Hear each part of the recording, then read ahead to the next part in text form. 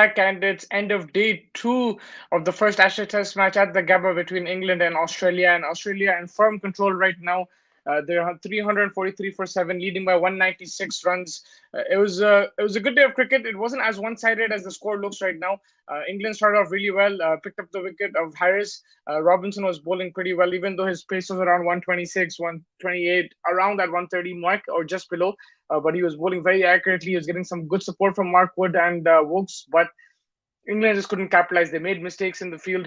David Warner given two chances. One was the no ball that Ben Stokes bowled. I think by then Warner still didn't make his 50, and he was clean bowled, and Ben Stokes clearly overstepped. And then it was a drop catch of Robinson's bowling. I think Rory Burns dropped that catch. It was a simple, straightforward catch. Warner dropped when he was on 50 odd, and then he went on to score 94. So big miss. England were not clinical in the field. They bowled so many no balls.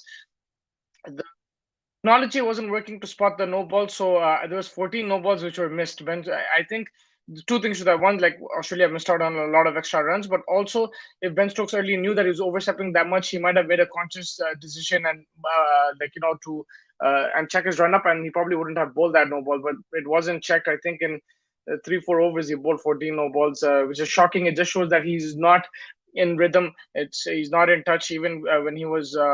Running to the boundary, I think as well. He looked in a bit of pain, and it's going to take some time. He's human after all. He still almost picked up a wicket of one issue. He did pick up the wicket despite the no ball. So he is very talented, and there's no doubt about that. But it'll take some time for him in such a high prestigious Test match. It'll take some time for him to get his rhythm in this series. Warner and Labuschagne put on a really good partnership. Then Warner capitalized. Labuschagne, I think he left the ball very well, very decisive. He's a very, very good lever of the ball. And then, when the ball does come into his arc, he plays his shots. He's strong on the leg side. He's strong down the ground as well. The offside, he won't go for it unless he knows that it's in his zone. So that kind of decreases the chances of him getting edged out, and the bowler gets frustrated and strays in line, and then he bowls in Labuschagne's zone, and then he'll play in his zone. I think that's excellent batting. It requires a lot of patience, but also very decisive. When you want to leave the ball, when you want to defend it, and then play your shots. Very good shot selection. David Warner as well, despite giving chances, I thought he played really, really well. Again, his footwork was very good. Running between the wickets was outstanding. He played his shots when needed. There were periods of time, especially against Mark Wood, when he's coming around the wicket, that he looked tired and uncomfortable, and that's something he'll want to work on. But I think this innings will give him a lot of confidence going into the next innings and the series and the next matches in the series. But even then, after that Warner and Labuschagne partnership, England struck again. Mark Wood making the breakthrough, then Robinson as well, getting Green out first ball.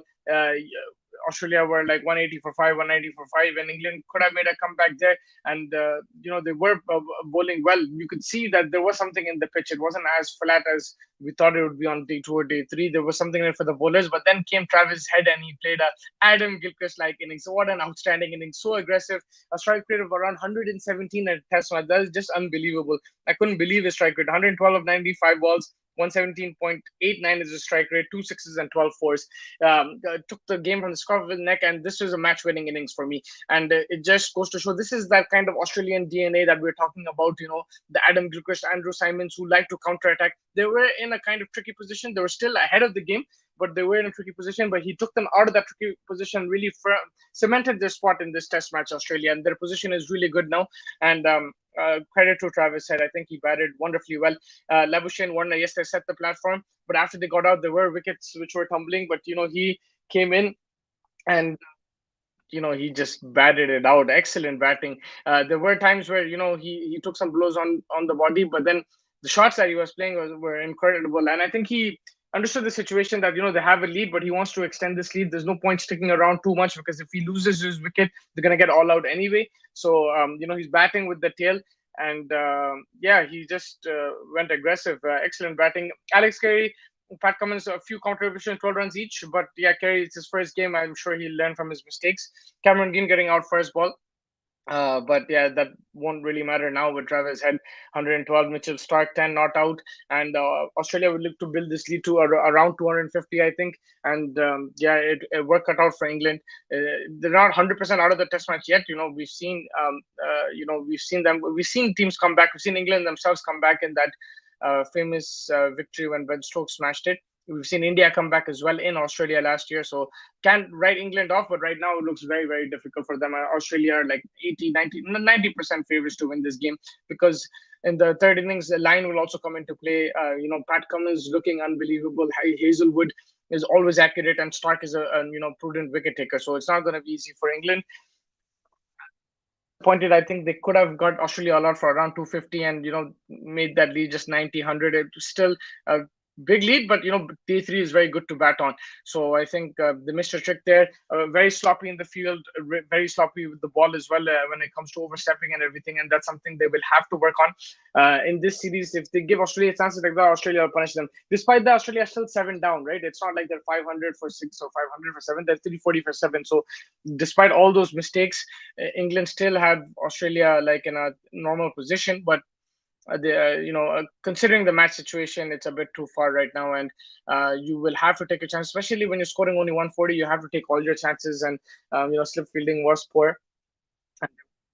Look, going into day three, I think for Australia, again, it's about stretching that lead and then coming out with the ball, bowling accurate, picking up those England wickets, try to get them all out as soon as possible. If not, then minimize that lead. And again, I think Pat Cummins and Hazelwood will do the job with the new ball, and Lyon will come into play. I think that extra bounce at the Gabba will help him. For England, their key players will be Joe Root again. A lot will rely on him, but also I think the opening stand is very crucial. Rory Burns and Hasib Hamid, they will have to set the tone.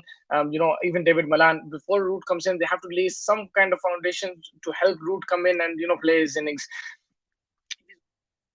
For two, there'll be a lot of pressure on him. But if they set the platform, then Root can capitalize. Then you have Ben Stokes, you have Jos Buttler, you have batting there, and England can target 450, 500 if they go. It's too far right now, but that's how they have to think. They have to take it one session by session.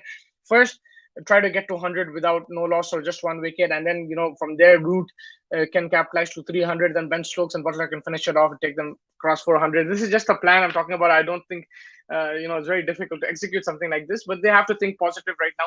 They have to understand also that the wicket is better now than probably the first innings when they were playing. The conditions were also a bit better, and they will have to capitalize on that. First of all, they'll have to do the job in hand. They can't let Travis Head and Mitchell Stark build a partnership here and increase that lead past 250, 300. That will be very difficult. Then they'll have to get them all out as soon as possible in the first hour or so, first half hour, first hour, and then take it from there. But for me is Travis Head. Obviously, the Warner and Labuschagne partnership was outstanding, but Travis Head, the way he played, the strike rate which he played at, his shot selection, back foot, front foot was excellent. The Australian batsmen were particularly severe on Leach. They took him kind of out of the game, and for England, that made them go to Ben Stokes a bit more, and I don't think they were too comfortable because he is a bit undercooked. So, that's something they'll have to think about in the next test match. Should they go with an extra bowler if Leach is going to play like that, or go with an extra fast bowler? I feel that Leach will come into this series, especially if there's a game in Sydney and if there's an Adelaide, then he will come into play. But apart from that, he also holds one end up and gives fast bowlers a breather, so he will come into play. But I think because Australia have a few more left-handers, the likes of Warner, Travis Head are particularly severe. There's Marcus Harris as well. That angle suits them against the left-arm spinner, and so that's kind of a disadvantage. But I'm sure Leach will try to come back and work his way through. The player of the day, an excellent innings. What a strike rate, what a knocker. And the first 100, who would have thought in the Ashes is from Travis Head? People might have thought, Steve Smith or Labuschagne or Warner or Joe Root for that matter of fact, or Ben Stokes, but it was Travis Head. And an excellent innings there. So day three, again, Australia favorites looking to stretch the lead, and let's see how it goes about. This is the moving day. Normally we'll get a better idea of where the test match is going. And let's see how it goes. Until then, thank you so much for joining us. Make sure you like and subscribe to our channel for the latest content from the cricketing world. Thank you so much.